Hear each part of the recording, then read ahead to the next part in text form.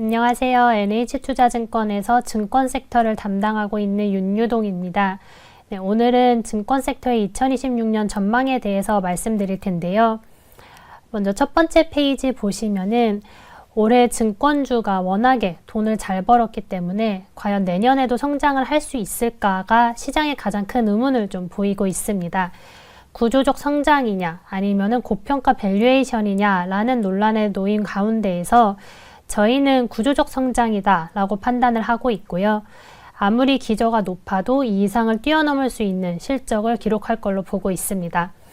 가장 좋은 거는 첫 번째로 거래대금이 상승을 하고 있고, 두 번째로는 상법이나 세법 개정안에 따른 주주환원체 확대에 따라서 투자심리 지속은 계속될 걸로 보고 있습니다.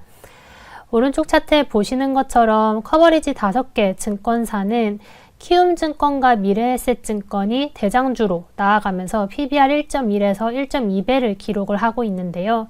상반기에 이어서 하반기에도 성장주들이 먼저 앞서가는 모습입니다.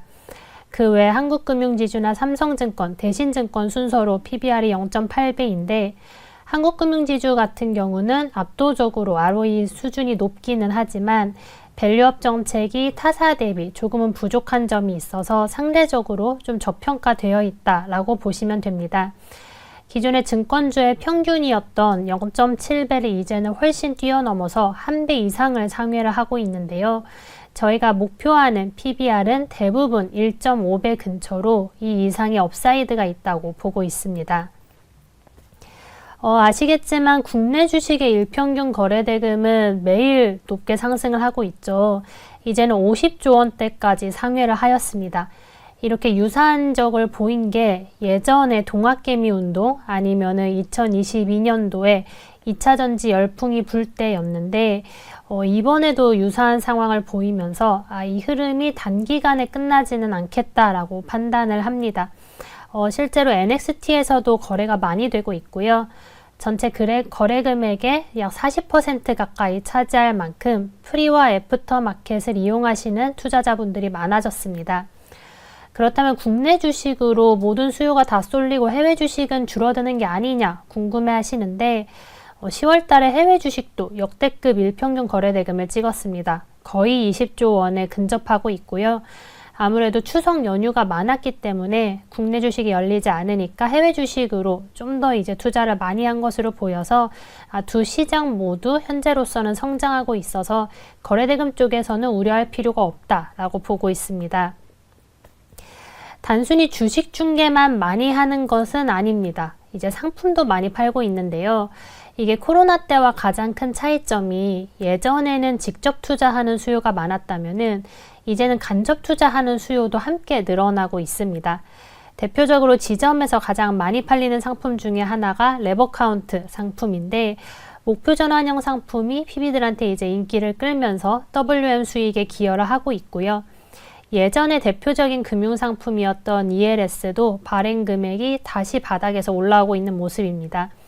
2025년 하반기에 이러한 점이 포착이 되어서 2026년에는 좀 더 고도화된 모습으로 나아갈 걸로 보는데 가장 큰 역할을 할 수 있는 게 발행어음과 IMA입니다. 저희 뉴스에서도 많이 보셨겠지만 신규 사업자 인가를 앞두고 있죠. 그래서 가장 최근자로는 한국투자증권과 미래에셋증권이 IMA 그리고 키움증권이 발행어음 인가가 임박을 하였습니다.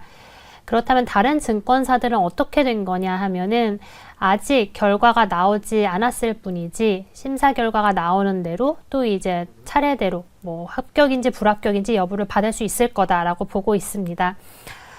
이번 발행어음과 IMA 상품에서 가장 크게 바뀐 점은 운용규제 개선이 있었어요. 그래서 2028년까지는 총 자산에서 이제 모험 자본이 차지하는 비중이 25%까지 확대를 시켜야 합니다. 여기서 말하는 모험 자본은 중소중견기업 대출이나 아니면은 회사채, A등급 회사채 위주로 사거나 아니면 벤처펀드에 투자하거나 여러 가지가 있을 수 있는데요. 하이리스크 하이리턴 상품들이 대부분인 만큼 증권사들이 운용과 리스크 관리에 좀 더 신경을 써야 할 것으로 보고 있습니다. 이미 현재 발행어음북을 운용하고 있는 증권사들은 여기에 맞춰서 모험자본 투자를 늘리고 있고요. 현재로서는 한투, KB, 미래, NH 4개사가 운용을 하고 있습니다. 그런데 잔고를 보시면 알겠지만 한국투자증권이 가장 많은 발행어음 잔고를 보유하고 있죠. 아무래도 한국금융지주 계열사, 즉 VC나 운용사, 엑셀러레이터 모두 다 활용해서 투자를 같이 하는 경우가 많기 때문에 전체적인 시장들에 적극적으로 참여를 하고 있고, 나머지 3개사 같은 경우는 조금 더 리스크 관리에 무게를 둬서 한도를 꽉 채우지 않는 경향을 보이고 있습니다. 나중에 IMA가 허용이 된다면은 여기에 대해서 인가받은 증권사들도 발행어음과 좀 유사한 형태로 잔고 수준을 가져가지 않을까 추측을 하고 있고요. 실제로 이제 금융상품 잔고를 보면은 올해 계속해서 우상향을 하였습니다. 대표적으로 이제 미래에셋증권을 2개 가져왔는데, 우상향하는 것까지는 다들 이해를 하시는데, 이게 운용 자산에 많이 영향을 미치는 거는 좀 모르실 수도 있어요. 이렇게 고객 상품을 가지고 증권사도 자체적으로 이 상품을 운용을 합니다. 대표적인 게 RP나 ELS인데, 여기서 증권사가 또 운용할 수 있는 게 발행어음과 IMA가 이번에 신규로 좀 많이 들어오게 되는 거고요. 당연히 운용을 할수록 운용 수익, 즉 트레이딩 수익이 늘어나기 때문에 증권사 실적에 그만큼 기여하는 부분이 높아집니다. 우리 2025년에 워낙에 증권사가 돈을 잘 벌어서 2026년은 과연 누가 잘할까 하면은 결국 금융상품 판매로 리테일 고객을 많이 확보하고 또 이걸 잘 운용해서 플러스 알파 수익을 낼 수 있는 증권사가 우세할 거다라고 봅니다. 이거 외에도 이제 주주환원도 기대해 볼 만하죠. 대표적인 게 상법 개정안과 배당소득 분리과세인데, 일단 자사주로 봐서는 비중이 높은 증권사는 신영, 부국, 대신미래 4개 회사입니다. 이 중에서 굳이 선호하는 회사를 하나 뽑자면 미래에셋증권을 말씀드리는데요. 미래에셋증권이 자사주도 많으면서 또 실적까지 안정적으로 나오고 있기 때문입니다. 아무리 자사주를 소각을 해서 이론적으로 보유하고 있는 주주들의 가치가 높아진다고 해도 실적이 뒷받침되지 않으면은 조금 주식의 매력도가 떨어질 수 있기 때문에 미래에셋증권을 말씀드리고요. 오른쪽에 보시는 건 배당소득 분리과세 관점에서 바라보면은 현재 배당 성향 25%가 기준이 될지 확정은 아니지만 키움증권을 좀 눈여겨볼 만하다라고 봅니다. 키움증권이 현재 배당 성향이 23%대로 약간 아슬아슬하게 못 미치는데 경영진의 의지가 상당해요. 그래서 배당소득 분리과세에 맞춰서 우리 환원율을 올리거나 아니면 환원율 내에서 배당의 비중을 높이겠다라고 소통을 하고 있습니다. 그래서 탑픽으로는 키움증권을 지속해서 추천을 드리고요.